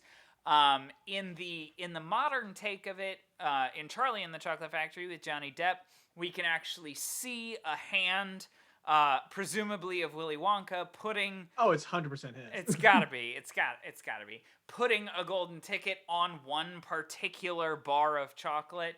So even if it's not Handpicked directly, yeah, even if it's destinations. not directly alluded to that he knew exactly the kid, he definitely picked every one. It wasn't an automated system or anything like that. Yeah, it makes sense because sins. And though Oceana Star, though I've never Yeah, seen except Snowpiercer, I've heard that theory before. So that just makes me want to watch Snowpiercer now. yeah, I have not heard that theory before, and so I kind of want to watch Snowpiercer and figure Yeah, out you're what right. you're talking about. Except the guy in Brazil who cheated. Yeah, stupid guy in Brazil making Charlie all sad. Trying to mess up the whole plan. Cheer up, Charlie. But anyway, don't make me cry. I don't want to get demonetized. yeah, don't. I can't. No. But no, you're absolutely right. Like and it doesn't even matter what iteration or what version you're more of a fan of what you lean towards. But sorry, absolutely, I just- Slugworth was a time traveler. Slugworth was a time traveler. It makes so much sense now. But yes. Oh God. But what was I saying? Oh yeah, that no matter what version you lean to, there's always some evidence to point to that fact in one way or another. Actually, Like, I think what? I'm so sorry. I Go don't for mean it. to totally derail you here, Dude, but this is it's a joke. So I think Slugworth was a time traveler. I think Slugworth is just the name he gave himself. He's actually Hershey. Because and learned about Willy Wonka's chocolate factory and decided to create his own like adventure world in Hershey, Pennsylvania, and take that away from Willy Wonka. So the Nestle company cannot make Willy Wonka's chocolate factory. I knew it. It was all about capitalism. It was all Those about bastards. capitalism. Slugworth is a time traveler. This is real. I'm sorry. Go back to what you were saying. But Oceana says, yeah, I can see that too. Did you hear about that? Gene Wilder improvises his fall scene. Yes, 100%. And I love that so much. Yeah, exactly. So I really like Gene Wilder as an actor. Are you still there, Adrian? No! I think Adrian froze, which sucks.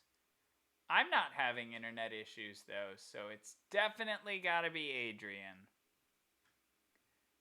Boo. Hear me now? Sadness. Oh, you're Oh, back. Hello? No, I heard dogs. All I heard was the dogs in the background. Oh, that's. Oh no, now I look weird. Hello. You get to see my mouth really up close. Oh boy. I'm sorry.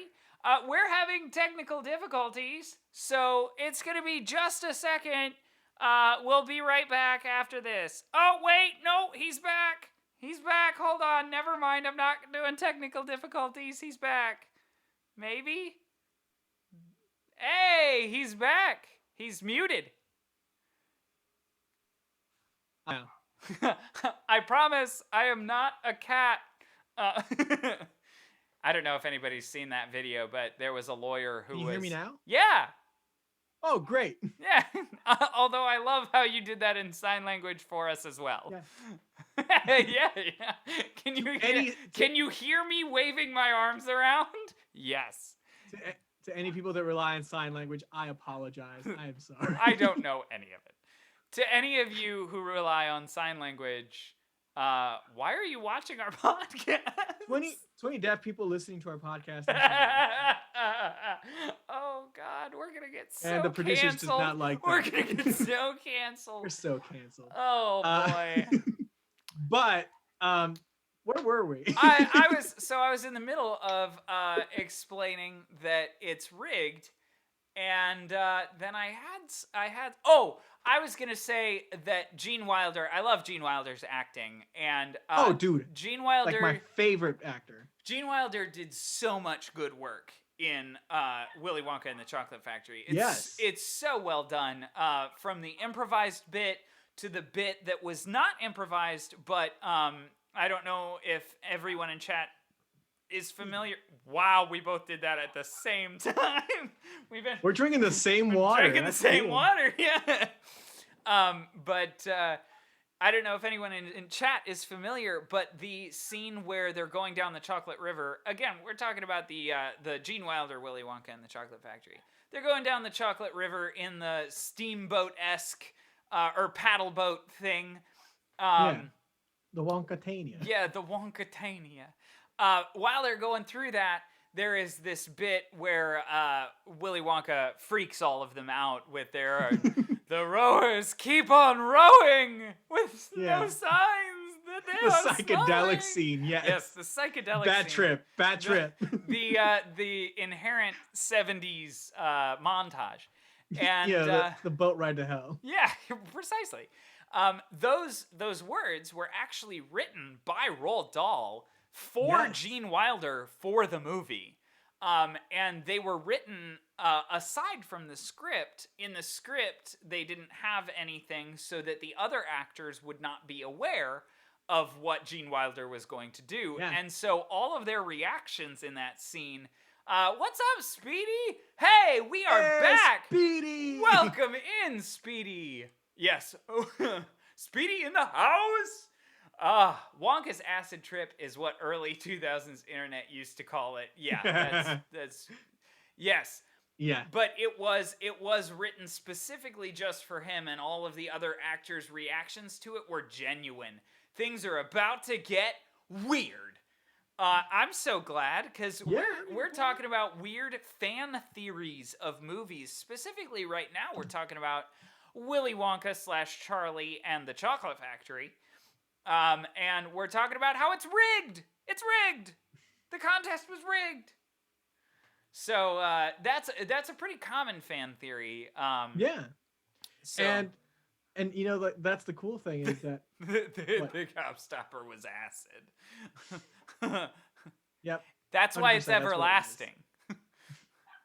Because it's the gift that keeps on giving. It'll last forever. Oh boy. Anyway, yeah. What were you gonna say? But to me that always went into looking at and just into Slugworth for that first movie, because you see him at every location, and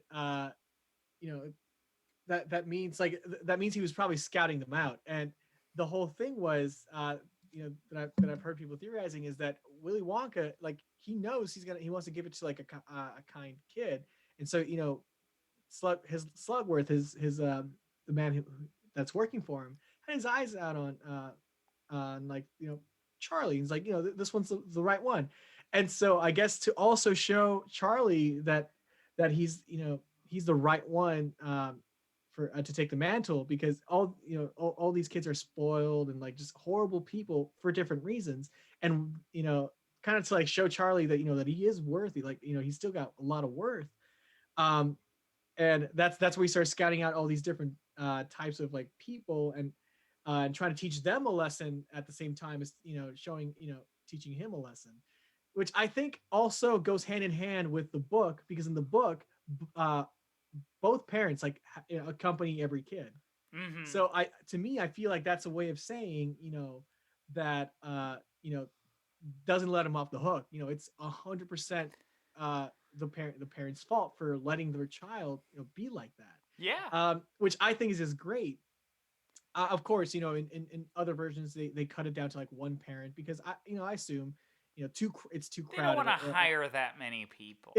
I think it would just slow it down, but it still drives the point home. But Yeah. in the book, I do appreciate that it's both parents, because then Who's it shows to to blame. Exactly. The mother and the father. And also, I think that Mr. Wilkinson, the Slugworth, Yeah.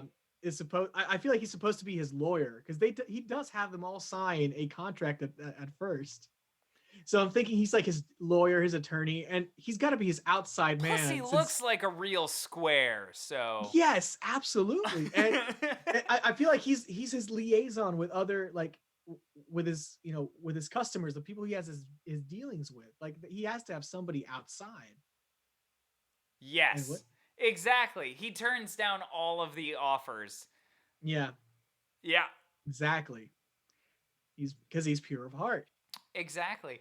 I think it's super interesting because that bit was included in the 70s version with Gene Wilder, but Yeah. it wasn't so much a part of it wasn't at all a part of Charlie in the Chocolate Factory with Johnny Depp. What do you mean? The everlasting gobstopper thing? Well, Am I the incorrect? gobstopper, the gobstopper was mentioned, but it wasn't like a pivotal thing of like you have Well, to steal it. Yeah, and Yeah. it wasn't like if you return this, like that's that whole, plot Yeah. line.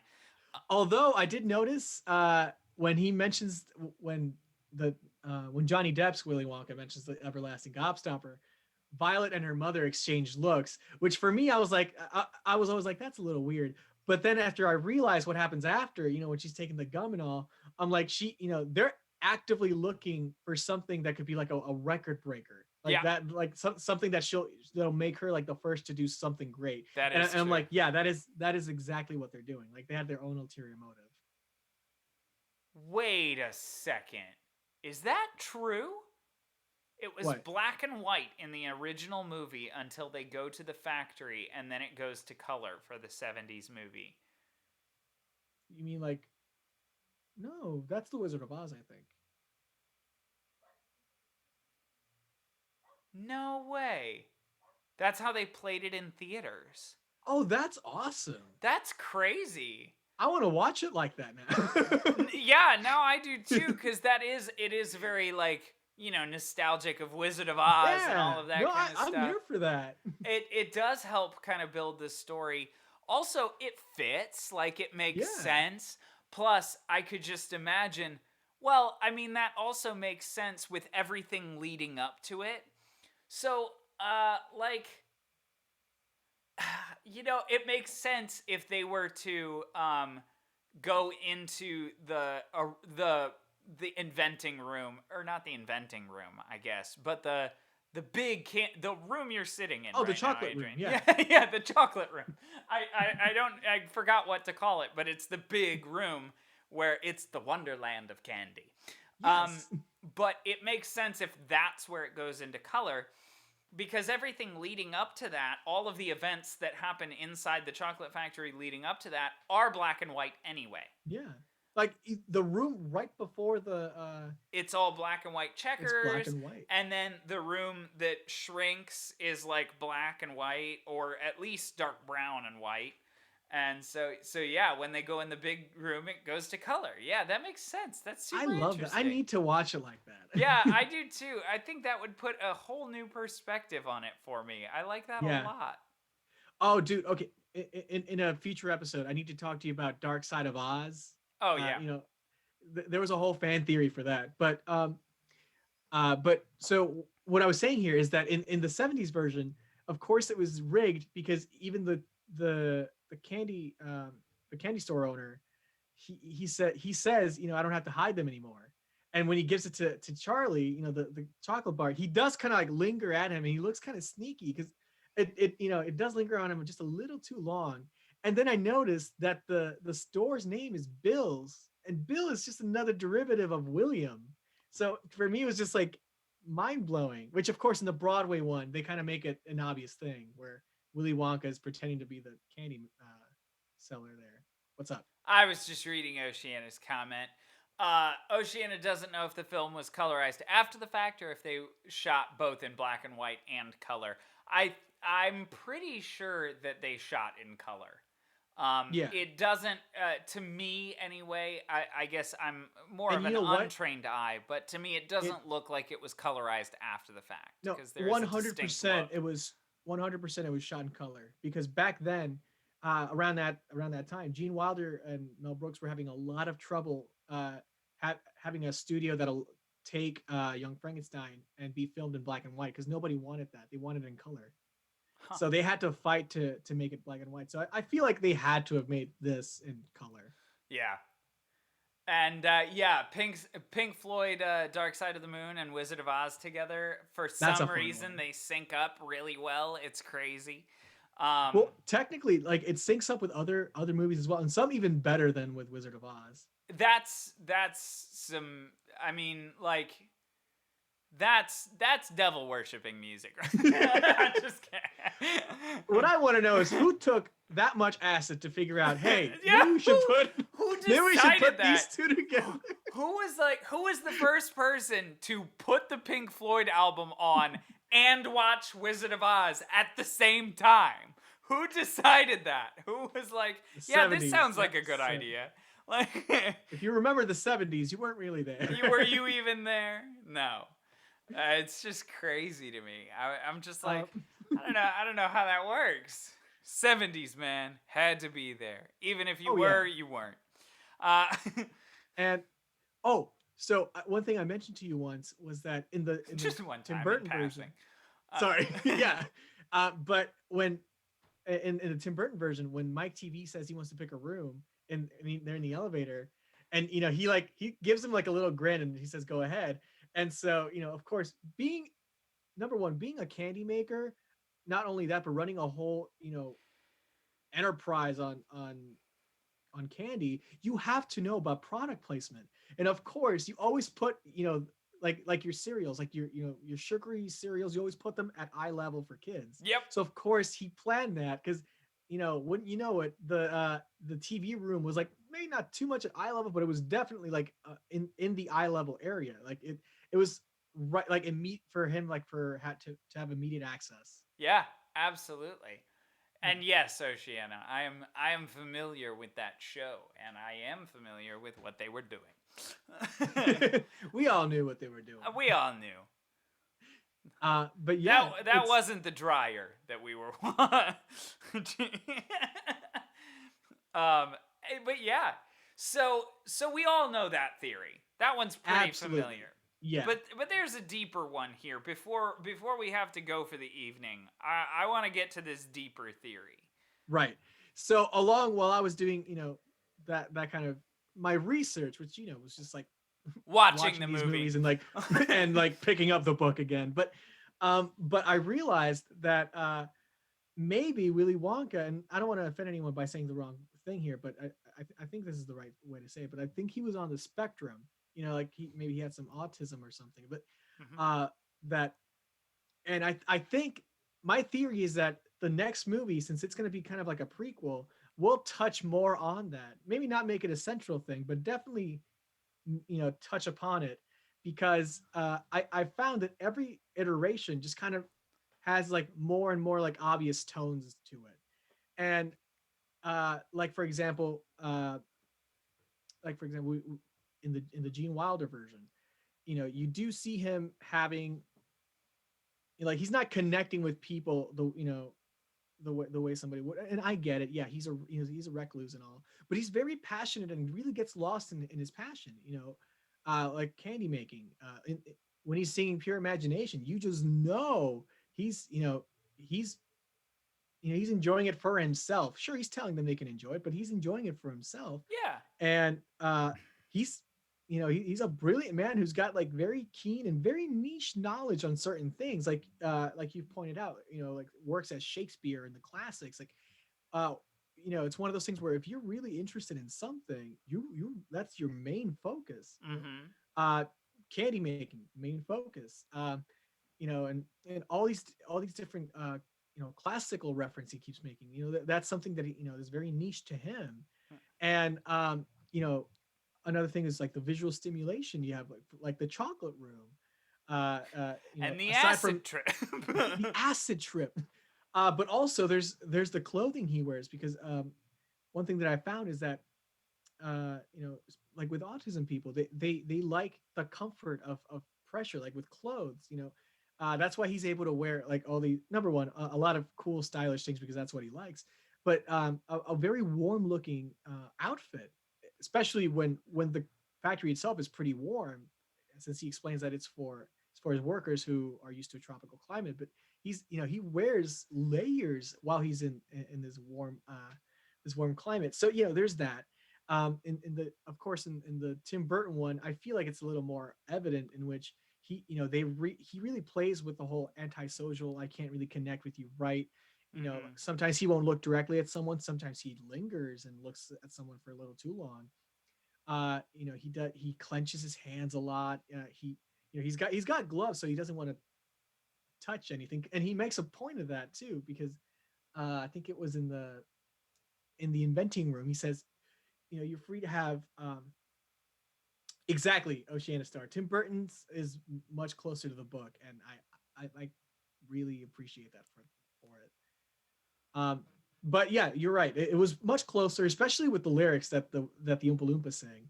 The whole father backstory wasn't in the book at all, but I thought it was a cool iteration to throw in there.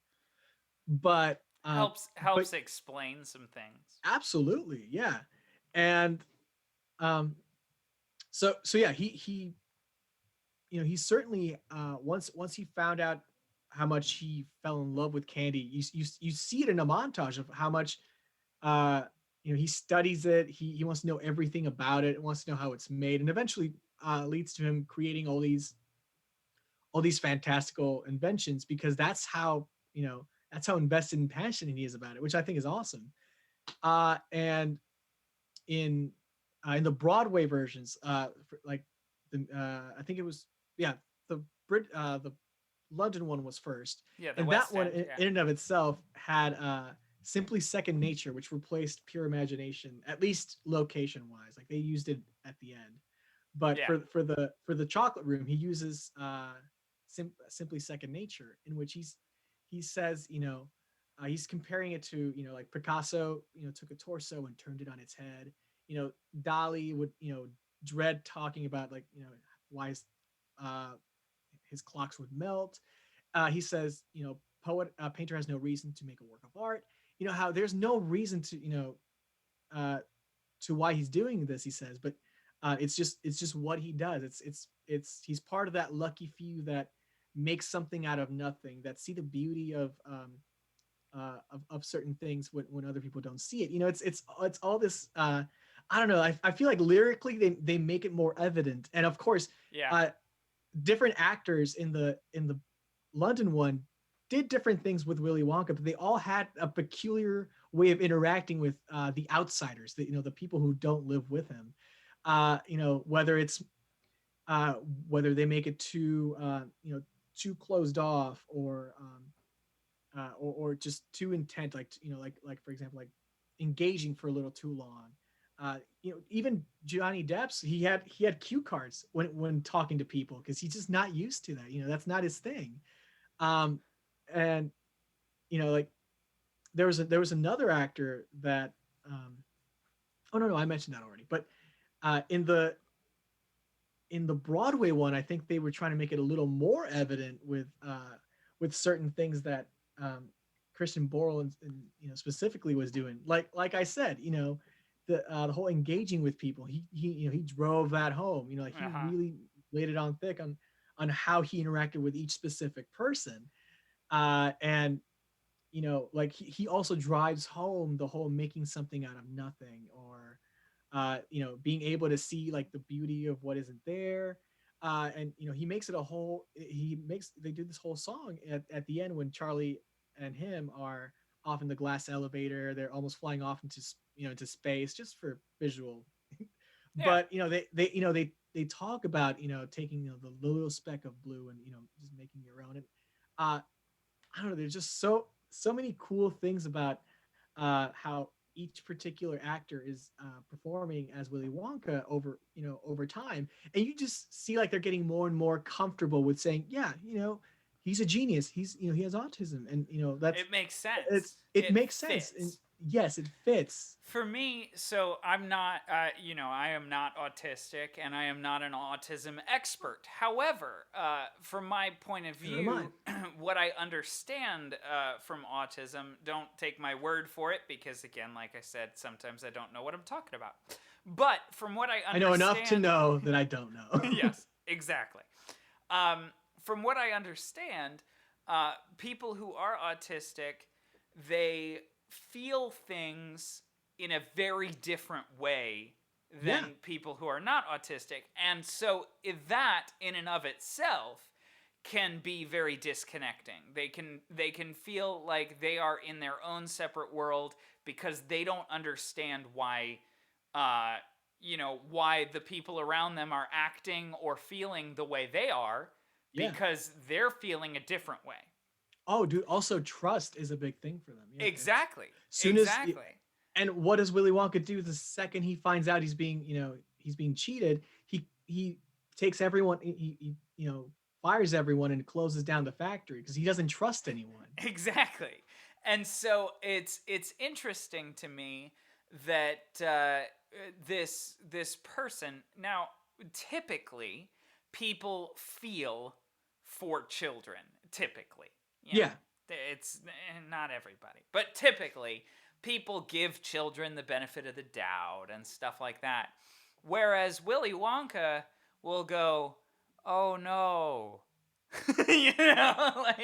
Like yeah, Willy Wonka will not even like bat an eyelash at these terrible things. I mean, literal murder in some cases, but we're not even going to talk about it. But like, that's because it's rigged. They're fine. yeah, there exactly. It's destruction and mutilation and even at the very least embarrassment. And he just doesn't even care. He doesn't care at all.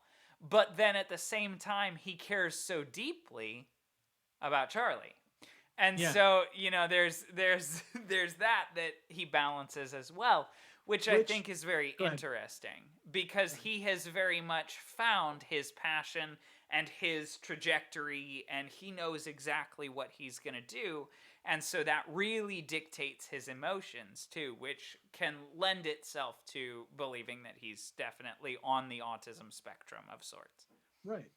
And that's the interesting part because I mean it is a spectrum at the end of the day. So it's interesting watching all these different actors portraying it a different way. Uh huh. And like to me it still makes sense. Like, there's still somewhere in that spectrum, but it's interesting seeing them, acting from like what point they're doing it. Yeah. You know? He's never not on the spectrum in my mind. He's just, further to one end Yeah. than the other. And this is not like an original theory that I came up with. Like I've heard it once or twice before, but it's not It's that not- common of a theory. It's not that common of a theory that I didn't find too much, um, like too much forum on it. Like there are a couple Yeah. people who have mentioned something here and there on, when I Googled it. But other than that, like it's, there are people who say, yeah, no, absolutely, that makes sense. This makes sense. And some people even go as far as to say, suggest that maybe even Charlie is as well, because which number one also can explain as to why Willy Wonka is able to connect with them, but also because like Charlie would always like, no matter what would happen at the factory, he would always have to turn to ask Grandpa Joe, because it's the one person he like he knows and trusts. So everything that happens, he goes, what was that, Grandpa Joe? What just happened, Grandpa Joe? Or like in the original one, I think when the family's saying, who's gonna break it to him, that they found all the tickets, that they really are very like, sure, they're trying to spare his feelings because he's a child, They're but careful. they're careful because of how trusting he is about certain things. And Yeah. I thought it was an interesting point to make, and I thought that's interesting. Like I could see that. And at the same time, he has a very different reaction from most children. He 100% puts it in his mind that he has given up. Yeah. And so that's very interesting as well. I could definitely see that Charlie is also on the spectrum. In the 70s movie, Gene Wilder, this is Oceana. In the 70s Yes. movie, Gene Wilder played him as someone you can't trust or can't tell what he's going to do next. Thus, when improvising the cane and the fall scene. Yes, exactly. Which, funny enough, does go with the whole rigging thing. That, like, as to why he rigged it. You can't trust him. You don't know whether he's lying or telling the truth. Exactly. Oh, there was one other bit of that, especially in the Gene Wilder movie. If Willy Wonka is on the autism spectrum and needs a sort of liaison, that would also be Mr. Slugworth, Wilkinson, yeah. Mr. Wilkinson, yeah. And so if in handling business affairs, Willy Wonka was ever uncomfortable, Mr. Wilkinson, it would make sense for him to step in and handle the paperwork, also being a potential the person lawyer. he trusts. Yeah, exactly. So it kind of fits in that way too, which I really like. I really enjoy that. Yeah, that's one of the cool things about certain movies that have all these different theories to go with it. It's kind of fun and awesome when you see that some can actually, connect with each other. Right, exactly.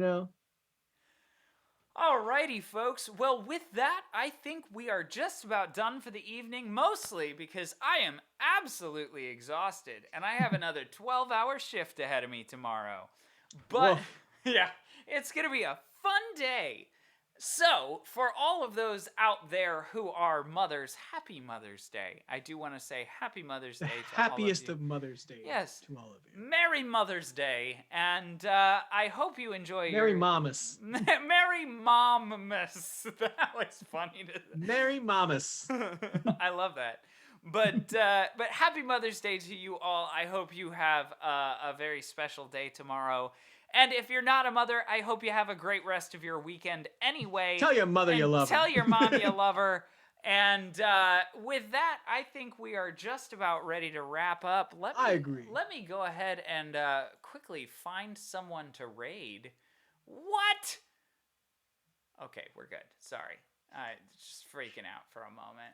It's all right. No biggie.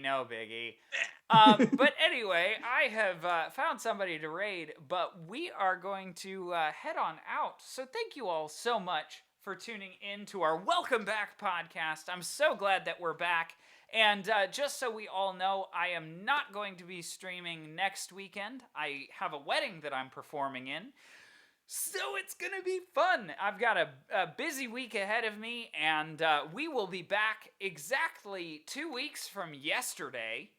And we will get that date out on Facebook and in Discord and in all of the places. So if you haven't followed us there yet, please be sure to follow, like, and subscribe and all of those things. We also haven't been able to do the punishment, so we'll do it.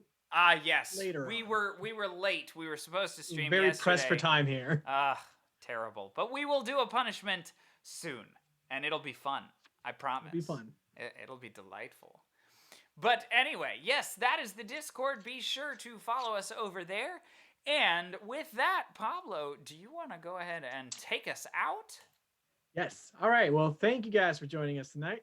As always, we love hanging out with you. And take care, be safe, and we'll see you next time. And remember, hats are like shoes for your head.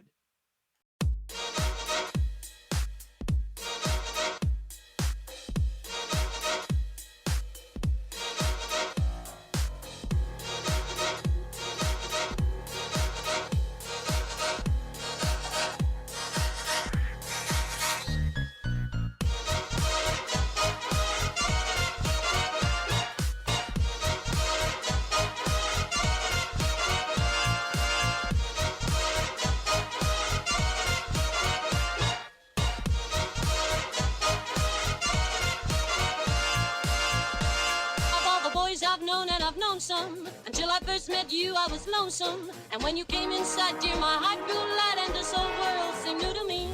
You're really swell, I have to admit you deserve expressions that really fit you. And so I've racked my brain, hoping to explain all the things that you did to me. Mr. Shane, please let me explain. Mr. Shane means you're grand. Mr. Shane, again I'll explain. It means you're the fairest in the land. It means you're the fairest. It means you're the fairest. It means you're the fairest in the land.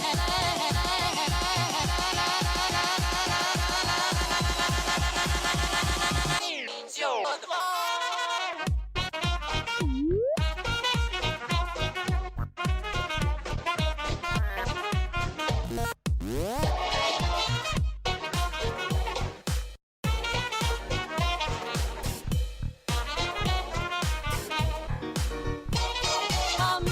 Mr. Shane, please let me explain.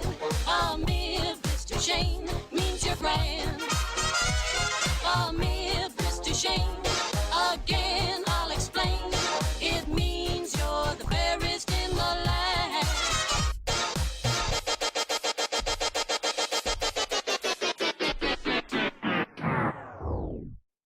Greetings from the Andrews sisters. I'm Patty. I'm Maxine. And I'm Laverne.